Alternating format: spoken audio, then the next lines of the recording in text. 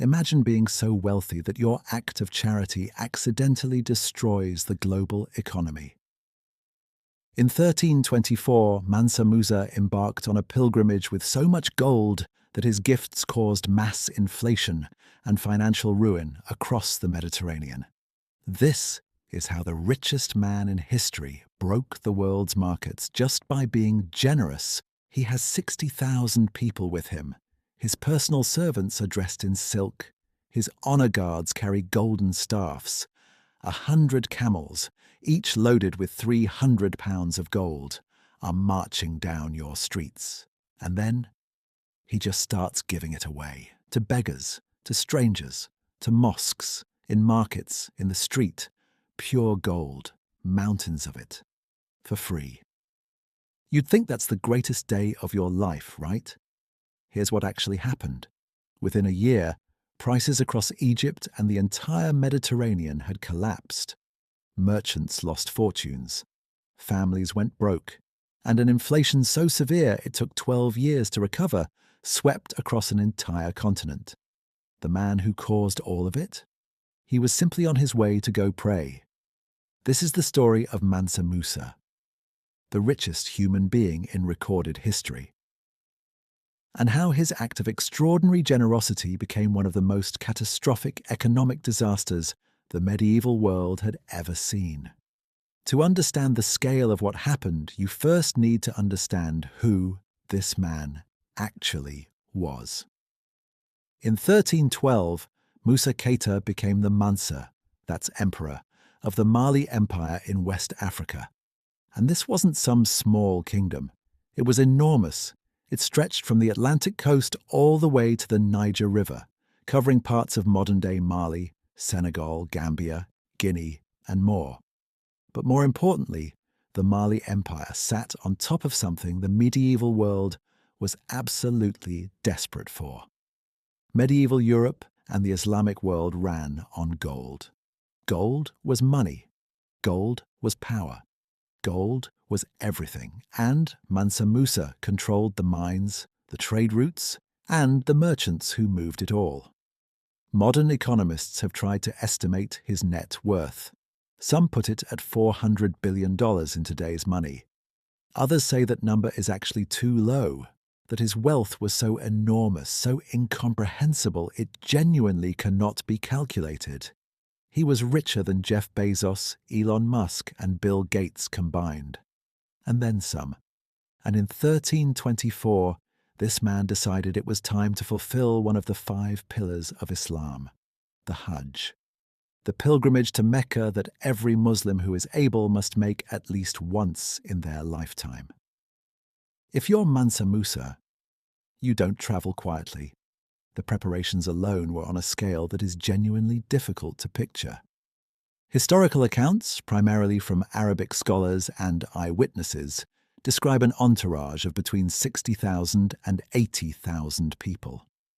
Let that sink in. 60,000 to 80,000 people. That's a small city moving across the Sahara Desert.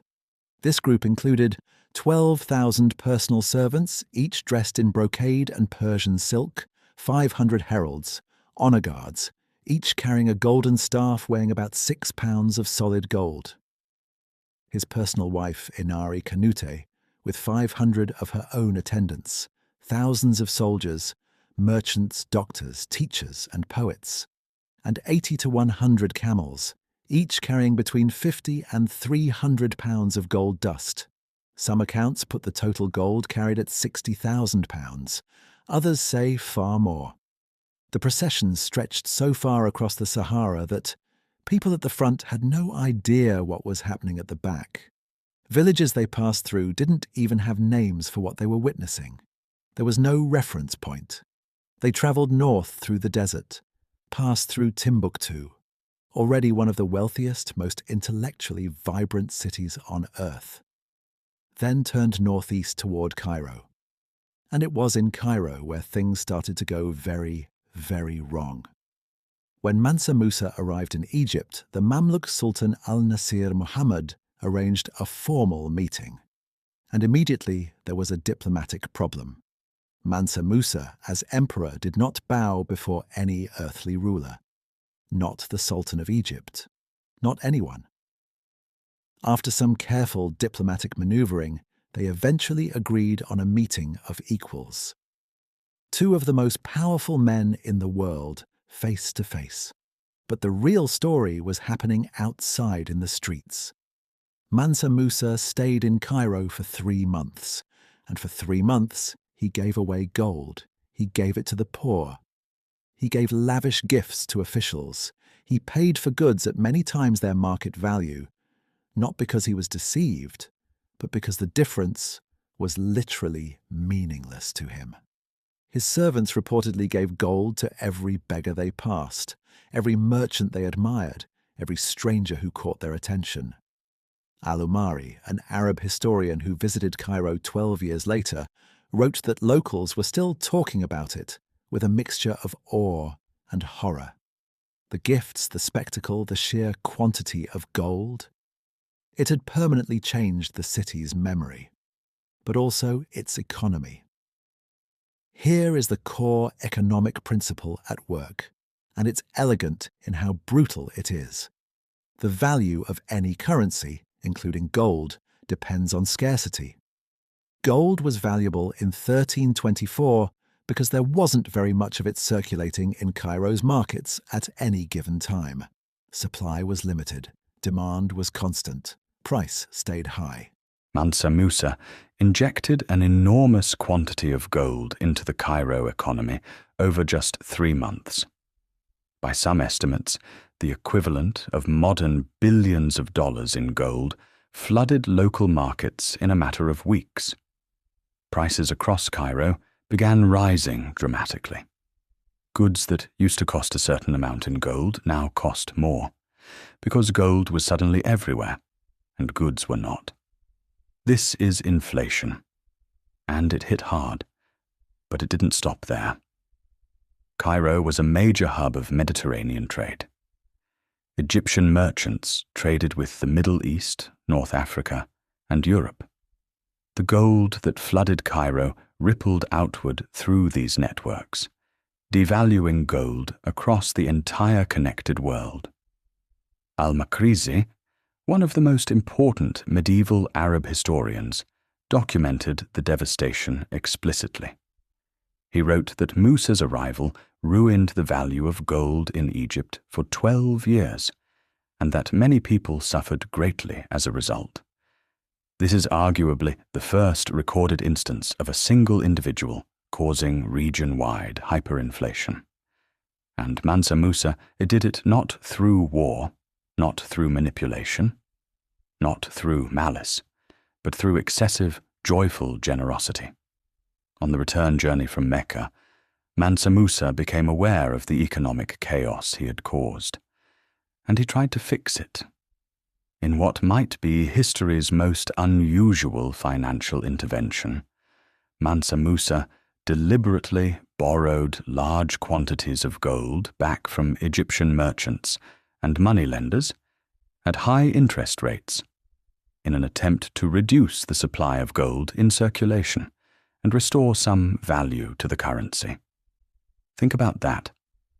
The richest man in human history going into debt on purpose to undo the damage his generosity had caused. He could afford the interest easily, but the act itself reveals something about him. He wasn't oblivious. He wasn't careless. He saw the damage, and he tried to take responsibility for it. It didn't fully work. The damage had been done, and the borrowed gold couldn't reverse 12 years of inflation overnight. But the attempt matters. On the return, he also brought back the renowned Andalusian architect Es-Saheli, whom he'd met in Mecca, and commissioned him to build mosques and libraries across the Mali Empire. Among them, the legendary Djinguerba Mosque in Timbuktu, which still stands today, 7 centuries later. Mansa Musa's pilgrimage had one more extraordinary consequence. It put Africa on the European map, literally. Before 1324, European cartographers had almost no knowledge of sub-Saharan Africa. After Musa's pilgrimage, stories of this impossibly wealthy emperor spread across the Islamic world and into Europe. By 1375, the Catalan Atlas, one of the most important medieval world maps, depicted Mansa Musa sitting on a golden throne in West Africa, holding a gold nugget, labeled as the Lord of the Negroes of Guinea. It was the first widely recognized European image of African wealth, sophistication, and power. And Timbuktu, already a city of scholars, became legendary. At its peak, it housed a university with up to 25,000 students and a library of nearly 1 million manuscripts. It was the Oxford of the medieval world, funded in part by a king whose pilgrimage had accidentally bankrupted an entire continent. Here's the strange beauty of Mansa Musa's story.